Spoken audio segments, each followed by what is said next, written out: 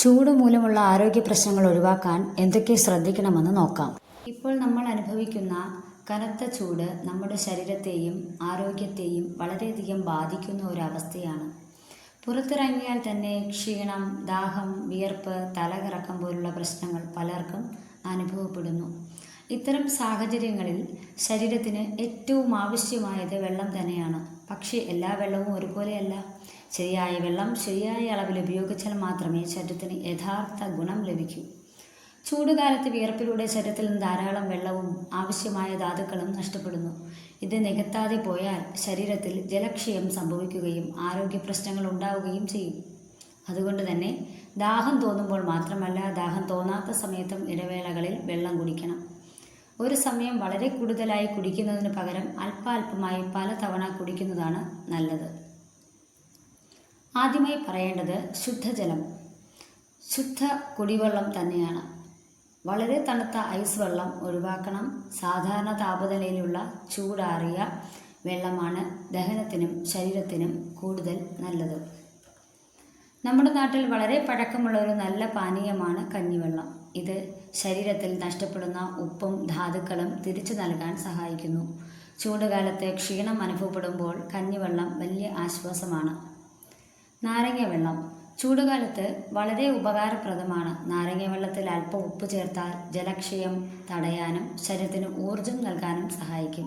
പഞ്ചസാര അധികം ചേർക്കാതിരിക്കുക. കരിക്കിൻ വെള്ളം അഥവാ തേങ്ങാ വെള്ളം ഒരു പ്രകൃതിദത്ത ഇലക്ട്രോലൈറ്റാണ്. കരിക്കിൻ വെള്ളം ചൂടുകാലത്ത് ശരീരത്തെ തണുപ്പിക്കാനും ക്ഷീണം കുറയ്ക്കാനും കരിക്കിൻ വെള്ളം സഹായിക്കുന്നു. ദിവസത്തിൽ ഒരു ഗ്ലാസ് മതിയാകും. മോര് ദഹനത്തിന് നല്ലതാണ്. അല്പം ഉപ്പും ഇഞ്ചിയും ചേർത്ത മോർ ശരീരത്തിലെ ചൂട് കുറയ്ക്കാനും വയറ് സംബന്ധമായ അസ്വസ്ഥതകൾ കുറയ്ക്കാനും സഹായിക്കുന്നു. ഇതോടൊപ്പം ജീരകവെള്ളം ചൂടുകാലത്ത് വളരെ ഗുണകരമാണ്. ജീരകം നമ്മുടെ അടുക്കളയിൽ എപ്പോഴുമുള്ള ഒരു ഔഷധമാണ്.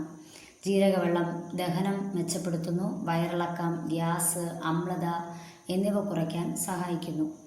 ശരീരത്തിലെ അമിത ചൂട് കുറയ്ക്കാനും ജലക്ഷയം തടയാനും ജീരകവെള്ളം നല്ലതാണ്.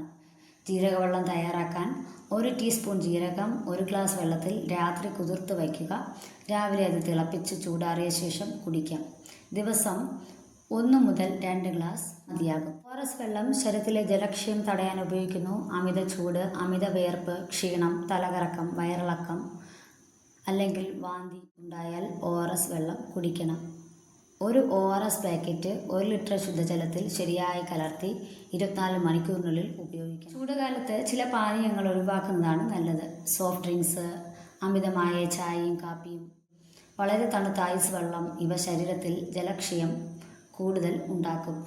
ഇതോടൊപ്പം ചില കാര്യങ്ങൾ നമ്മൾ ശ്രദ്ധിക്കണം. ഉച്ചയ്ക്ക് 11 മുതൽ 3 വരെ അനാവശ്യമായി പുറത്തു പോകരുത്. കുട്ടികൾ, വയോധികർ, രോഗികൾ എന്നിവർക്ക് പ്രത്യേക ശ്രദ്ധ വേണം. ഇളം നിറത്തിലുള്ള ലഘുവായ വസ്ത്രങ്ങൾ ധരിക്കുക. തലകറക്കം, അമിതദാഹം, ക്ഷീണം, മൂത്രം കുറയുക ഇതുപോലുള്ള ലക്ഷണങ്ങൾ കാണുന്നുണ്ടെങ്കിൽ അത് ജലക്ഷയത്തിൻ്റെ മുന്നറിയിപ്പാണ്. അവഗണിക്കാതെ ഉടൻ വെള്ളം കുടിക്കുകയും ആവശ്യമെങ്കിൽ ചികിത്സ തേടുകയും ചെയ്യണം.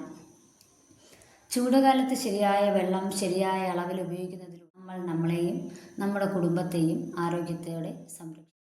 ചൂടിനെ തോൽപ്പിക്കാൻ വെള്ളം തന്നെയാണ് മരുന്ന്. എല്ലാവരെയും ഓർമ്മപ്പെടുത്തൂ. സുരക്ഷിതരായിരിക്കൂ. ചാനൽ ഇഷ്ടമായാൽ സബ്സ്ക്രൈബ് ചെയ്യൂ, ഷെയർ ചെയ്യൂ, ലൈക്ക് ചെയ്യൂ, കമൻറ്റ് ചെയ്യൂ.